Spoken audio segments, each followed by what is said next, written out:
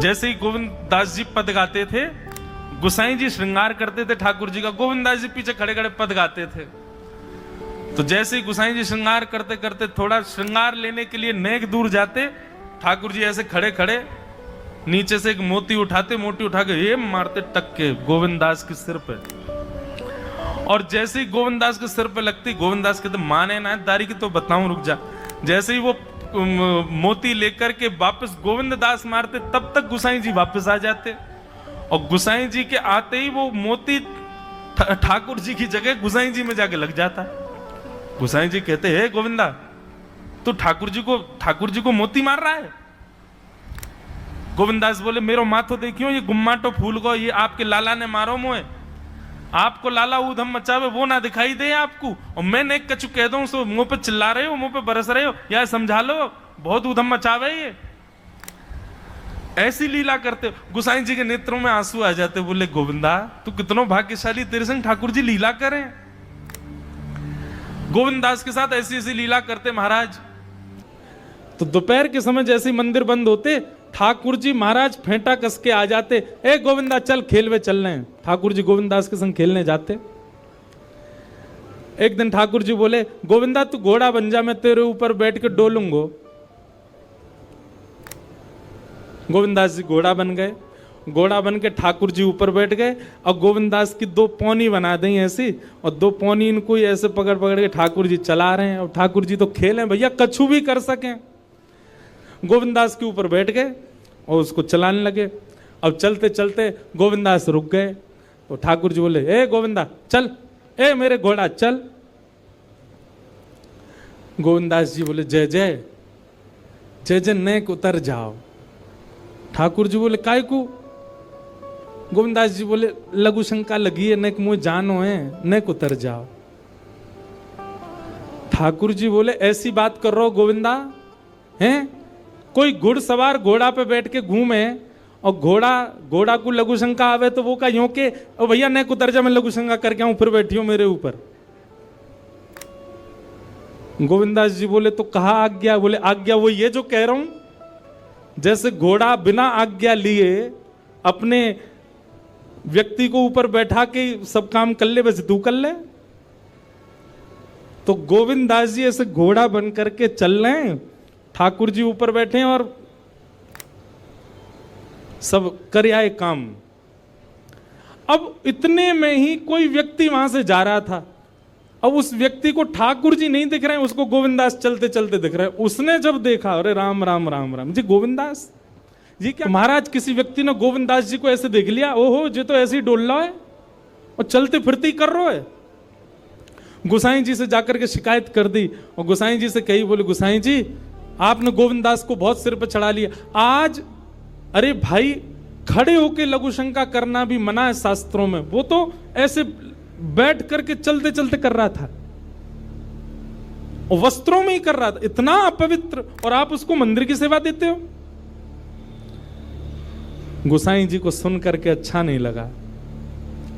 शाम को स्नान आदि करके दूसरे वस्त्र पहन करके गोविंदास आए। आकर के आपने गुसाई जी को प्रणाम किया, तो गुसाई जी ने मुंह फेर लिया। तो गोविंदास बोले जय जय, आप नाराज हो हमसे? गुसाई जी बोले आप आचार विचार सब भूल चुके हैं अपना। आप इस प्रकार से आज कुछ कर रहे थे, मुझे लोगों ने बताया आकर के।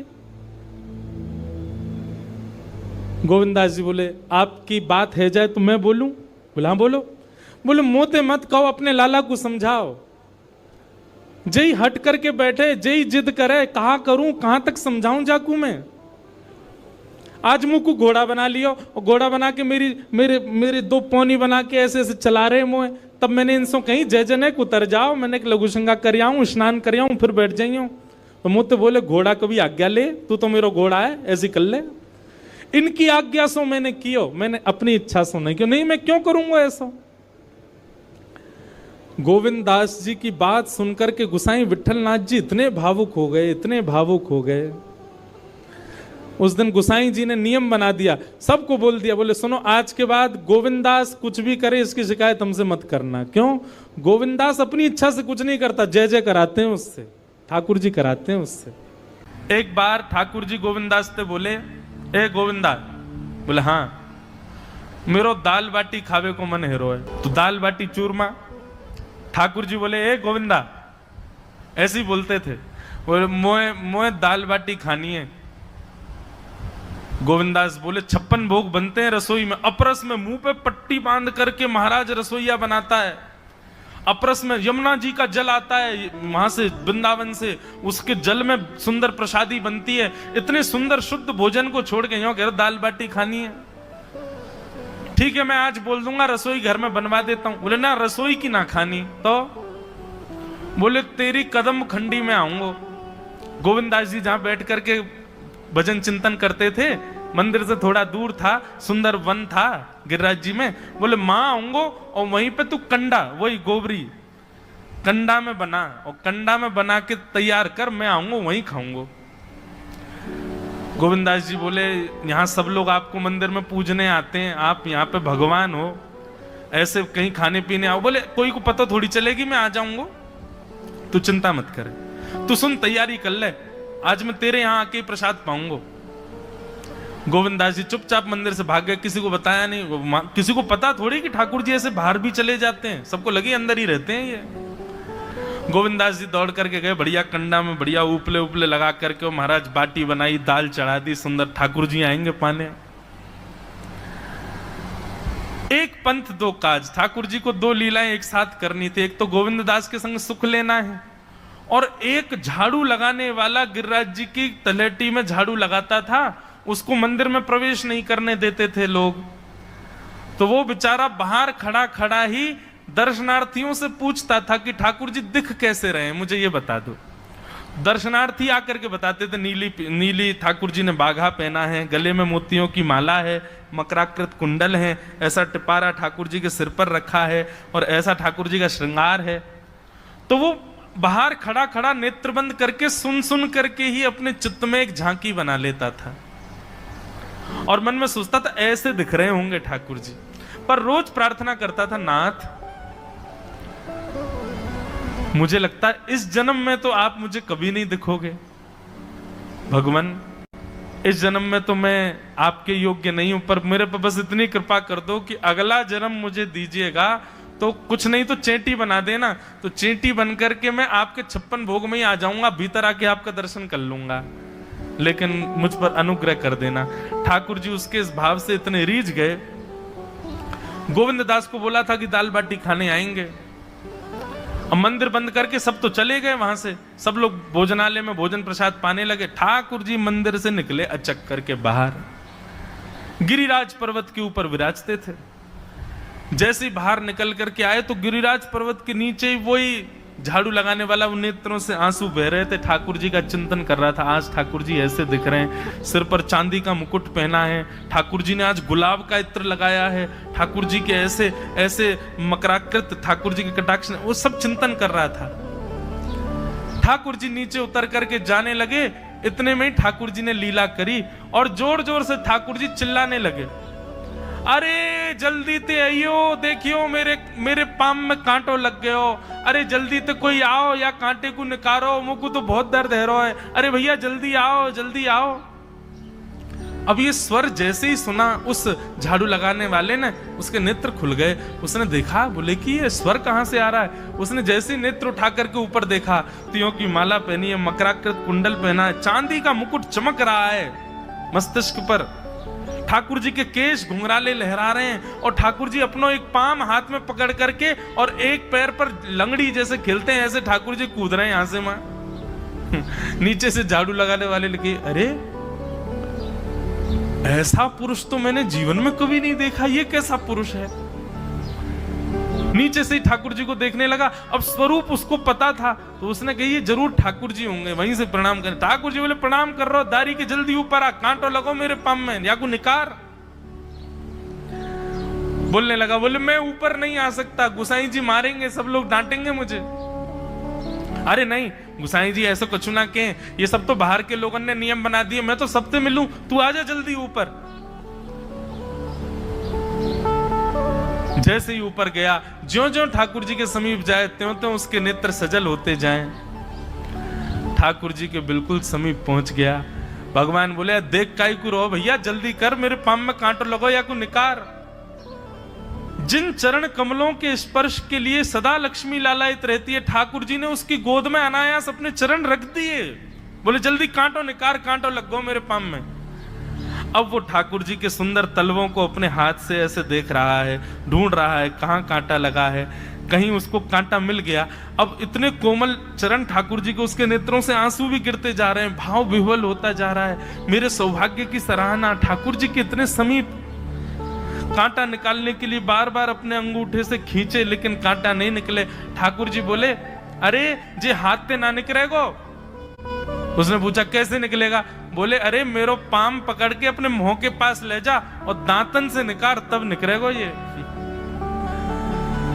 आहा, कितनी कृपा की ठाकुर जी। कृपा की न होती जो आदत तुम्हारी, तो सूनी ही रहती अदालत तुम्हारी। जो दीनों के दिल में जगह तुम न पाते, तो किस दिल में होती हिफाजत तुम्हारी।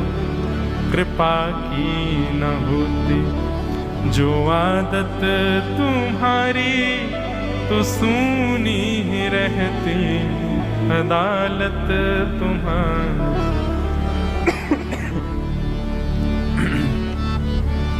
कितनी कृपा। उसने कांटा निकाला मुख से। ठाकुर जी बोले अब चल, मुंह से चलो ना जा रहा। गोविंद दास ने अपनी कदम खंडी में दाल बाटी बनाई है, मुंह ले चल वहां पे। बोला कैसे लेके चलूं? बोले तेरे कंधान पे बैठ जाऊंगा मैं। और ठाकुर जी ने अपने दोनों पांव ऐसे लटका लिए उसके यहाँ पे, और सिर पकड़ करके उसके ऊपर ही बैठ गए। बोले चल ले चल मुंह को। वो तो महाराज बेहोशी सी हो रही है, उसको विश्वास ही नहीं हो रहा ठाकुर जी मेरे संग इतनी बड़ी लीला कर रहे हैं। गोविंद दास की कदम खंडी में पहुंचने से पहले उस बालक ने ठाकुर जी गोविंद दास जी मुझे बहुत मारेंगे, अगर उनको पता चल गई मैंने आपको छू लिया है तो मुझे बहुत डांटेंगे। आप एक काम करो, अब यहाँ से आप पैदल चले जाओ, मैं यहीं खड़ा हूं। ठाकुर जी बोले यहीं खड़ो रही हो, तेरे काजी दाल बाटी लेके आऊंगा मैं। ठाकुर जी पहुंच गए गोविंद दास के पास। आहा, जो ठाकुर जी अचल दिखते हैं सबको मंदिर में, वो सचल दिखते हैं गोविंद दास को। कितनी बड़ी कृपा। गोविंद दास के यहाँ ठाकुर जी पहुंच गए, और पहुंच करके ठाकुर जी बोले चल गोविंदा जल्दी खवा, मुझको तो बहुत जोर की भूख लगी है। गोविंद दास बोले हाँ हाँ विराजो। सुंदर व्यवस्था कर दी। ठाकुर जी बैठ गए, और बैठ करके सामने पत्तल पर महाराज बाटी रखी, दाल रखी, चूरमा रखी, चटनी रखी, सब बढ़िया सुंदर सजा दी। अब ठाकुर जी पा रहे हैं, प्रेम से पाते जा रहे हैं, और पाते पाते बीच में कहे और ला, और जल्दी ला, भूख लग रही है मुझको। गोविंदास बोले पहले इनको तो खा लो। अरे ना तू जाने ना है मंदिर में मेरो भूख कैसे लगे? थाली में 2 रोटी और ये सब्जी, इनते मेरो पेट थोड़ी भरे। मेरे सामने तो सबरी सामग्री धर दो, मेरो जो मन होगा मैं उठा के पाए तो जाऊंगा। अरे गोविंदा जल्दी लेके आ। अब गोविंद दास जी पीछे मुड़ करके बढ़िया सुंदर बाटी सेके। इतने में ठाकुर जी क्या करें, एक बाटी तो खा जाएं और दूसरी बाटी उठा के अपनी जेब में धरते जाएं। वो संग आयो वाके काजी लेके जानी है। अब तुम्हारा ठाकुर जी खाते जाएं, भरते जाएं, खाते जाएं, भरते जाएं। गोविंद दास बोलो ठाकुर जी ये तो मैं मानूं कि आपकी खुराक बहुत है, पर इतनी ज्यादा है ये मुझको विश्वास नहीं है रो है। क्यों हैं 56 बाटी खा गए हो अब तक आप? अरे कोई तुकना है, कोई पेट है कि समुद्र है, कुआ है, कहा है आपको? ठाकुर जी बोले अच्छा दारी के ऐसे बोले, चलो जाऊंगा मैं। अरे नहीं जय आप तो पाओ। ठाकुर जी तो जेब में भरते जा रहे थे। अब ठाकुर जी का पेट भर गया। ठाकुर जी बोले चल भैया गोविंदा, बोले चुपचाप चलो और आचमन करो, शुद्धि करो, तब जाइयो मंदिर में। वहीं गोविंद कुंड के पास में गोविंदास जी ने जबरदस्ती ठाकुर जी बैठा दिए। बोले हाथ में जल लो। ठाकुर जी जल लेकर के बैठे। बोले अब करो अपवित्र पवित्रो वा सर्वावस्थांगतो पिवा। ठाकुर जी आचमन कर रहे हैं, अपनी पवित्र कर रहे हैं ऊपर से लेकर नीचे तक। इतने में ही गोविंद दास बोलते बोलते पीछे के गए और ठाकुर जी की पीठ पे जाकर के एक धक्का दियो महाराज, पूरे ठाकुर जी डुबा दिए कुंड में। ठाकुर जी पूरे ऊपर से नीचे तक भीज गए। ठाकुर जी बोले दारी के तेरी शिकायत करूंगो, गुसाई जी तो कहूंगा तू ऐसे करे मेरे संग। गोविंदास बोले मैं हूं बता दूंगा तुम कौन कौन के कंधान पे चढ़ के घूमो। हाँ मंदिर के लिए इतना नियम बना रखो है, नहा के आओ, धो के आओ, हाथ पांव खासा करके आओ, और कुछ अपवित्र वस्तु मत छीलेना, अपरस में रहना, गीला वस्त्र तन पे होना चाहिए। आपकी सेवा के लिए इतने नियम, और खुद क्या कर रहे हो? ऐसे गोविंद दास वो कह रहे हैं, यद्यपि रूप गुण शील सुधरता, इन बातन न रिझई है